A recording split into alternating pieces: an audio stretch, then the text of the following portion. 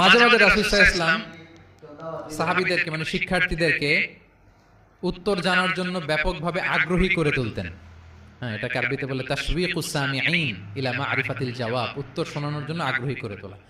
সেক্ষেত্রে মাঝে মাঝে তিনি একটা দুটো শব্দ ইউজ করতেন, কিরকম, যেমন আওয়ালা আদুল্লুকুম অথবা আলা উখবিরুকুম, আমি কি তোমাদের বলবো না।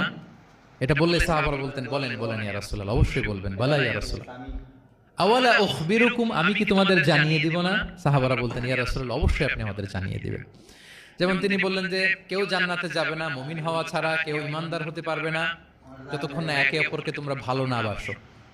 তাহলে তো এটা গুরুত্বপূর্ণ বিষয়, একে অপরকে ভালো না বাসলে নাকি মুমিনই হওয়া যাবে না, আর মুমিন না হলে তো জান্নাতেই যাওয়া যাবে না। তখন রাসূল ইসলাম বললেন আওয়ালা আদুল্লুকুম আলা শাইইন ইযা ফাআলতুমুহু তাহাবাবতুম, আমি কি তোমাদেরকে বলবো না এমন একটা আমলের কথা যেটা করলে তোমাদের পারস্পরিক হৃদ্যতা বাড়বে, ভালোবাসা বাড়বে।